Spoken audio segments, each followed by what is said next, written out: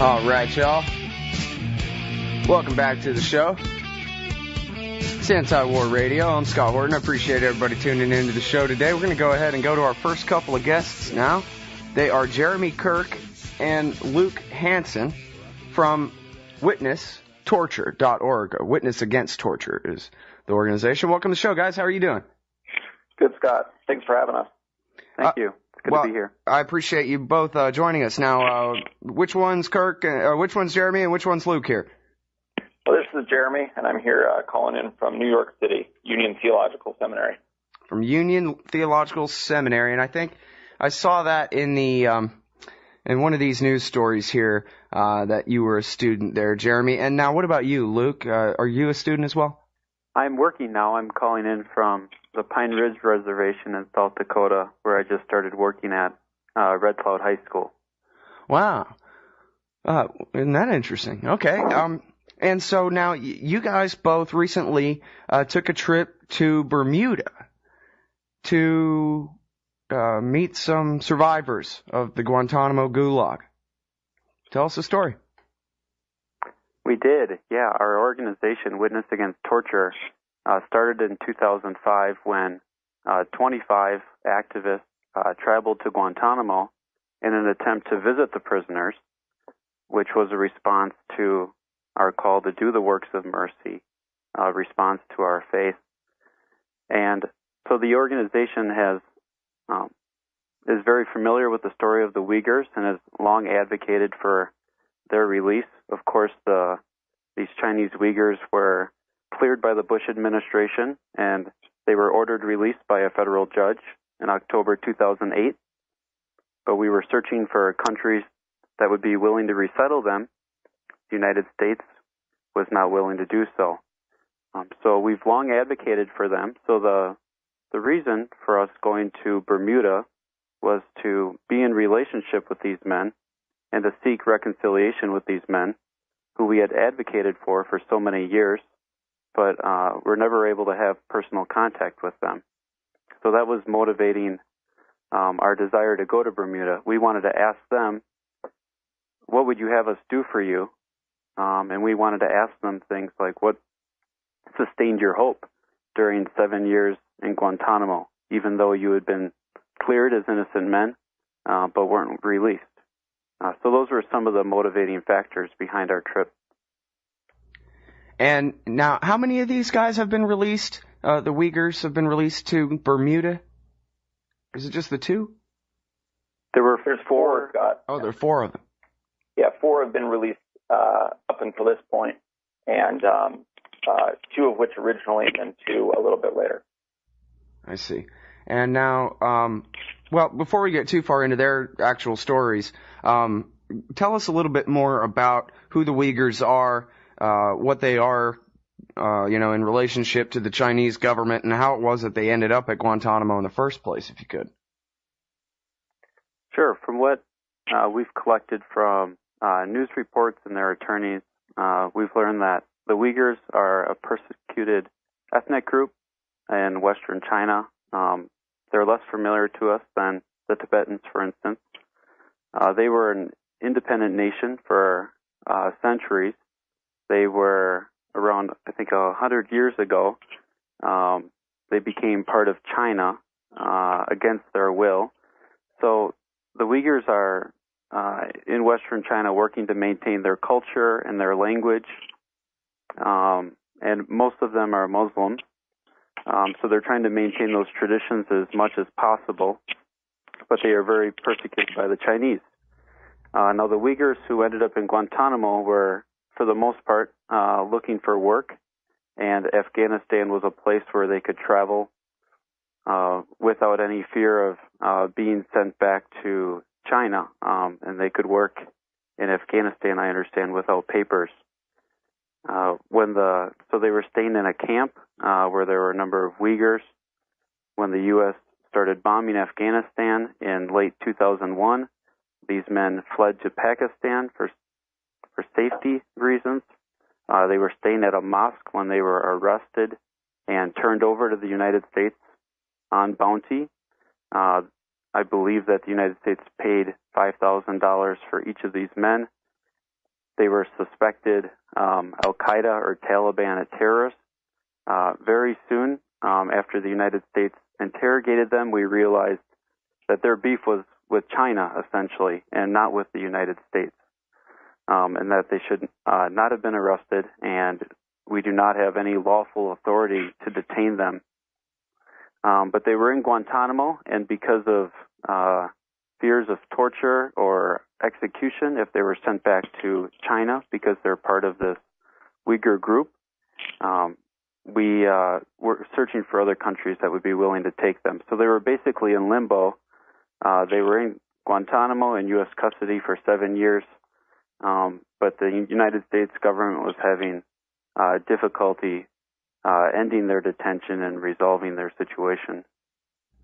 Yeah, it seems strange, and I guess at least possibly a happy ending that they were able to go to Bermuda, right? There's worse places to be exiled when you can't go home to China. I would say, yeah, Scott. This is Jeremy again. Yeah, I would say, yeah, definitely these guys feel very, very fortunate to be there and to be able to be out of Guantanamo. They have jobs. They have a nice, safe place to live. They're very grateful to the Bermudan government's support. But, you know, what we noticed is that, you know, Bermuda is a really small place. And what these guys care most about in their lives is family, both the families they were born into, their extended family, and the families that they hope to create someday. And if you look at Bermuda, it is beautiful, but it's also very small. And right now they don't have the legal ability to travel, to see their families anywhere throughout the world.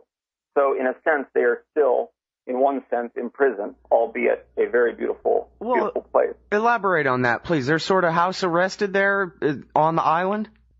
No, not at all. They have a very free life on the island to work, to sustain themselves, to have community, to worship at one of the 3 local mosques. But Bermuda itself is a very small geographic area. So right, and they're not allowed to have a passport and leave. Exactly. So you could literally see the entire island in one day. So while they are free compared to their custody in Guantanamo, they are not free as I am. So when I got on I went there for 4 days and I got on a plane and I left. They don't have the freedom to do that. So their freedom is limited geographically to the island of Bermuda, which is very small. Now, that was part of the deal that America made with Bermuda, that here, you guys take these guys, but don't ever let them leave? No, that's not our understanding. There's some local politics that are delaying a promise, the promise of passports and the ability to leave. And the Uyghur men are very understanding of that. They don't pretend to understand, exactly all that is associated with those local politics. And again, they're grateful for the ability to be there. But it's just kind of the situation that although they are very happy about their current material situation there, they don't have the thing that they most desire, and also that their faith demands, which is close community with their family. So as of now, they don't have passports. The future, that may change in the future. We don't know. And do they say, or do you know if there's any ability to bring their family to them from China? Not from China. Those that live in other places that could potentially come, I guess it's theoretically possible, although one relative, because of having to take care of young children, it wouldn't be practical for her to come. So they are able to speak to their families on the phone. But no, at this point, passports for family to come visit them would have to come.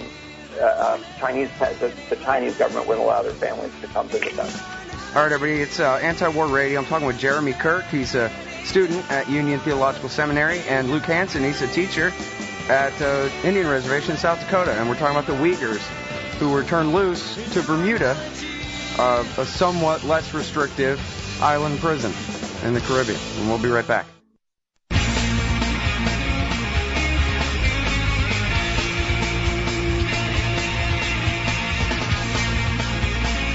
All right, y'all, welcome back to the show. It's Anti-War Radio. We're on the Liberty Radio Network and Chaos Radio Austin. And I'm talking with Jeremy, Kirk, and Luke Hansen. They're from Witness Against Torture. That's witnesstorture.org. And they recently went to Bermuda to meet 4 Uighurs. That's a Turkic, Muslim, West Chinese, I guess, who were rounded up with the other 700-something innocent people that were held in the giant publicity stunt at the American Gulag at Guantanamo Bay, Cuba. And they were recently released, I think toward the beginning of this year, to Bermuda. And when we went out to break, we were talking about the fact they're still not allowed to leave the island, but at least they're free to travel around that island. So it's not quite as bad as being locked in Guantanamo, I guess. But then we were talking about their families, and you were saying that possibly they'd be able to get some of their families, but possibly some of them not. Can you elaborate a little bit more about that? Because that is, after all, the most important thing to people, isn't it, that they can see their families? Yeah, and especially to these guys. That is what they thought about. That's what sustained them when they were in Guantanamo, and that is what they hope to do now. I think that really the future will hold. What happens with them seeing their families is yet to be seen, and they're hopeful, and they are very patient men. But I think what they're most concerned about is that there's still 5 of their brothers that are still in Guantanamo, and these folks don't even have the freedoms that the guys in Bermuda have. So when we talk to these guys about, what are your concerns? What do you want? They might say a few things about their own desires, but they very quickly start talking about really their main concern is their remaining brothers who had the same charges that they had, dropped at the same time, that these guys be freed as soon as possible. And as a matter of fact, the guys in Bermuda said that their happiness will come when their brothers are released as they are. All right, now let me ask you guys about your activism here a little bit. You may be familiar with the poll that said that the more religious Americans are, the more likely they are to support torture, to support jail without trial, to support war. And yet, if I have this right, if I understood, I forget if it was Jeremy or Luke here, one of y'all in your first answer said that this is about living up to your own faith, going to, I'm not sure, counsel these men or at least witness what's happened to them, hear their stories. That's right. Our group that went to Bermuda was very much motivated by our faith, and the same is true for the Witness Against Torture organization. I guess I would say that, amongst Christians in the United States, there are very different views of who Jesus was and what was important to Jesus. And we're very much inspired by the way that Jesus lived his life and what he taught us about God and who he associated with and how he invited us to love our enemies, to forgive others, to feed the hungry, to visit the imprisoned, to shelter the homeless. So we're very much coming out of that Catholic radical tradition of being of service to our neighbor, which is very much inspired by our own faith commitment and how we understand how God is calling us and how God is laboring in the world. So this I would also just add to that my understanding about Jesus is that he was an individual who was poor, who was tortured and crucified by the Roman Empire. I think as a contemporary Christian, I see it as my duty to respond to crucifixions of our time, to both the events themselves as well as the systems that allow such crucifixions to happen. Well, that's interesting. I guess I don't want to get too far into theology or whatever, but would you guys chalk this up to the basic difference in doctrine between whether you just need to believe in Jesus to have grace and be saved and live forever, or whether you have to actually live your life performing good works to the best of your ability, which is sort of a whole different doctrine here? Or is that kind of a ignorant, non-Christian understanding expressed there, which is very possible, I admit? I think there's been some congruence in Catholic and Protestant understanding of faith and works and how these interrelate. I think all of us would see kind of whatever good works we do or however we're motivated by our faith as a gift from God, something that we can't really do on our own, but is a result of grace in our lives. So in a certain way, faith is very much central, and just simply putting our lives in God's hands is very central. But at the same time, faith needs to have consequences in our lives. And that's what's really important to us, and that's what motivates us. So I would say that the duty that we experience to love our enemies and to reach out to our neighbors who are in need is a result of our faith in God. So I think there's kind of a synthesis that exists in the Catholic and the Protestant imagination right now. Well, that's good to hear. I guess, when you hear about high numbers of Christians or higher numbers of church-going people who believe in and support torture compared to the others, what do you chalk that up to? Is it just, that we're in the in-group, and so whatever happens to the out-group doesn't matter there? Well, I think which is often the case, which is disappointing, is that many Americans feel more allegiance to their country and more allegiance to whichever political party they belong to than they do to God, the ultimate authority, or moral principles that should be guiding our lives and guiding our politics. So I think sometimes there's a kind of a disordered arrangement of priorities, and people are sometimes more likely to support their country before very critically reflecting on what are the consequences of our foreign policy, how is this affecting people's lives, and how are we called to respond as people of faith, and to really put that first in our lives. All right, now let me ask you guys to just talk about the organization Witness Against Torture. So Luke said a little bit about the origins of Witness, and if people go to the website, www.witnesstorture.org, they'll be able to see a catalog of all of the actions and advocacy that we've done on behalf of those detained at Guantanamo. We've done several different actions. Our actions include advocacy, also civil disobedience. And what we try to do is we try to bring attention to the American public, bring their attention to the fact that we are all involved and all responsible and can all do something about the men that still stay in Guantanamo. And how long has Witness Against Torture been around, and what all have y'all been involved in before this? Witness Against Torture, like I said earlier, started in 2005 when a group of people, mostly on the East Coast in Washington, D.C., New York, people of faith gathered together and asked themselves the question, how are we called to respond to the suffering that's been caused by our response to terrorism?